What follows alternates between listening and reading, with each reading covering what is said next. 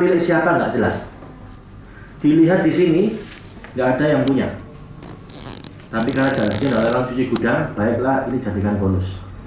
Dan lagi pula udah malam, kita harus cepat-cepat pulang. Cepet-cepetan aja siapa yang mau $500. Yang tadi puluhan ribu dolar, yang kita akan cuma $500. Orang-orang pada nggak mau. Kenapa? Terlalu remeh, terlalu murah.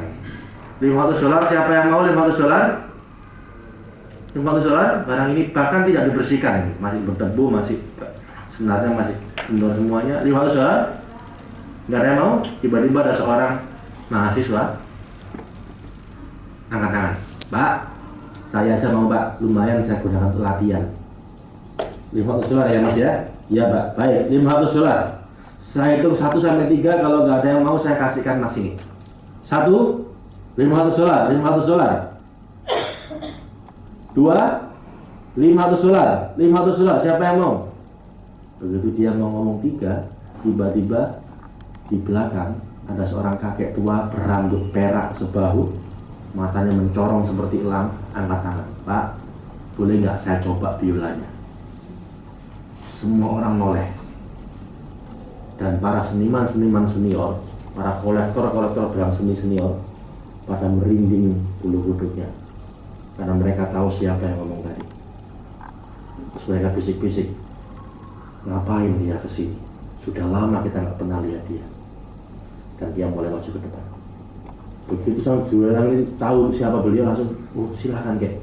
Begitu masuk ke depan, kakek tua ini dengan penuh rasa hormat, Pak, saya pinjam biolanya. Sang jualan yang tadi begini-begini langsung, silakan kek. Begitu diterima di tangan sang kakek tua ini, Bapak Ibu, tiba-tiba biola ini jadi sangat berharga buat dia.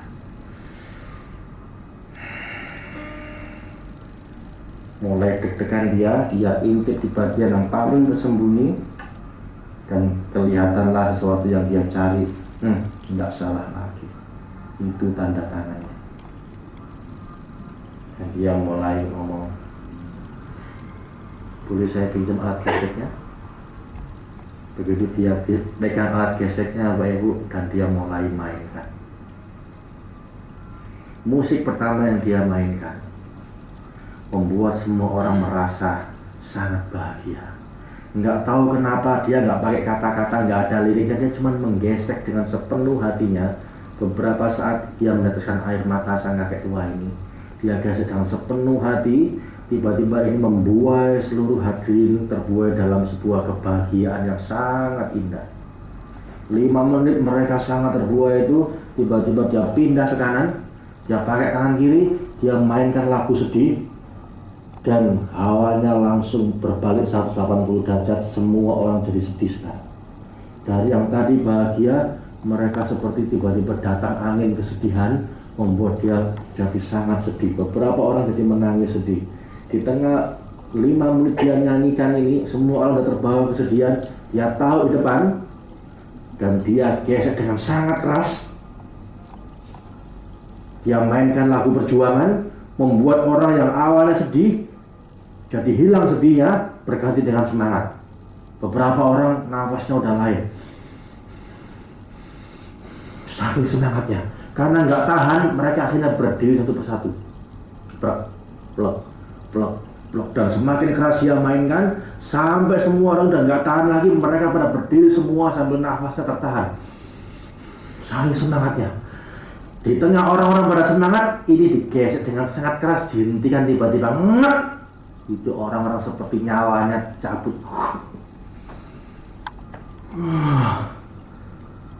Langsung standing ovation, tepuk tangan sambil berdiri. 10 menit tidak berhenti. Luar biasa. Nggak salah dia disebut seniman terbaik abad ini. Sayang dia udah pensiun 10 tahun terakhir. Ini kali pertama dia muncul lagi, unjuk kebolehan dengan cara yang luar biasa. Even seniman-seniman senior pun geleng-geleng kepala sambil meneteskan air mata. Kita nggak pernah lihat pertunjukan sedahsyat itu. Begitu dia udah selesai, banyak 10 menit, orang tepuk tangan, dia bilang, kawan-kawan, saya tidak sedang mau comeback untuk jadi musisi lagi, karena bagi saya itu sudah berlalu.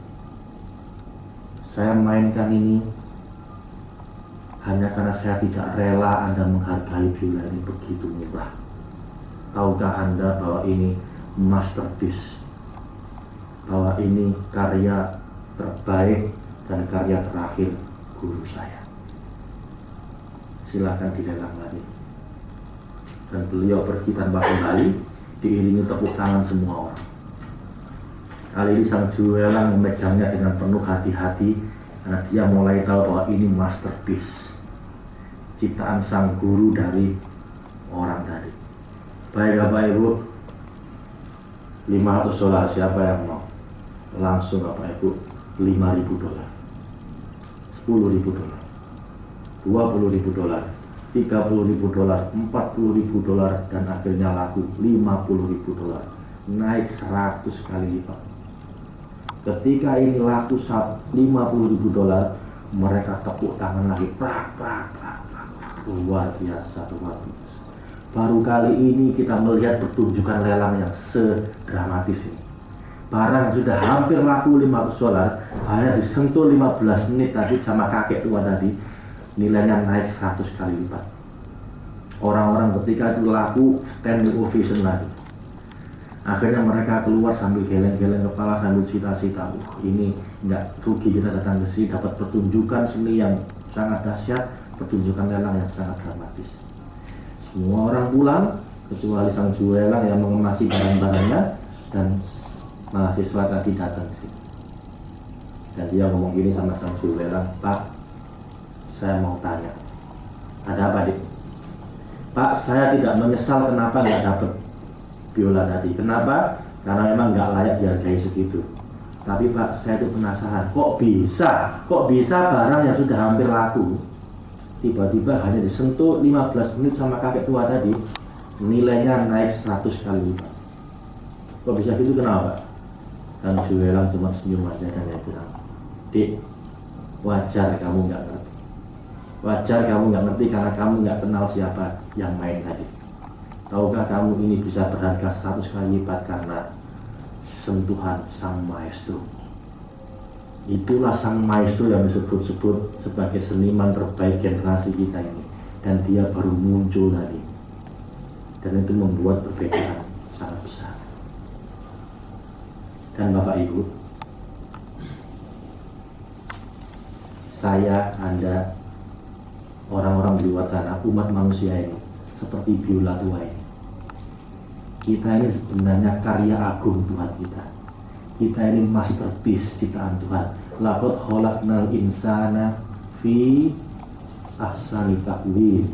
Aku ciptakan manusia dalam kondisi yang sebaik-baiknya. Kita ini masterpiece ciptaan Tuhan. Tapi entah bagaimana, tiba-tiba beberapa orang, bahkan banyak orang teronggok di pojok ruangan, berdebu, kendor semua, sehingga nggak ada orang menghargai. Sehingga orang-orang bilang sampah masyarakat, orang nggak ada gunanya. Dan itu jumlahnya sangat banyak. Dan orang-orang ini sedang menunggu sentuhan sang maestro untuk dipulihkan harga dirinya, dipulihkan nilainya. Anda tahu pasti bahwa ketika Tuhan menciptakan manusia, beliau berbangga di depan para malaikat. Malaikat, ketahuilah, inni ja'ilun fil ardi khalifah. Aku hadirkan pemimpin di muka bumi. Loh, malaikat Bapak Ibu yang seumur hidupnya nggak pernah komplain, satu kali itu dalam sejarah malaikat komplain sama Tuhan. Ya Tuhan, kenapa kau jadikan makhluk yang nanti hanya akan saling menumpahkan darah satu sama lain? Bukankah kami yang beribadah padamu sedemikian rupa, apa masih kurang ya Tuhan? Apa jalan Tuhan ya Bapak Ibu? Kita dibelain sama Tuhan. Kamu diam semua. Inni a'lamu ma la ta'lamun. Aku lebih ngerti yang kamu tidak ketahui. Memang malaikat banyak manusia yang karena kelakuannya derajatnya lebih rendah dibanding binatang. Tapi kamu juga perlu tahu beberapa di antara mereka derajatnya lebih tinggi dibanding kamu semua. Jadi kamu diam aja. Ayo kamu hormat sama manusia. Dan malaikat semua sujud pada manusia. Nabi Adam. Bahkan yang gak mau sujud diusir sama Allah. Pergi kamu. Kita dibelain segitunya Bapak Ibu sama Allah. dan kebanyakan dari kita mengecewakan. Bener, tiap hari ada orang saling bunuh-bunuhan satu sama lain.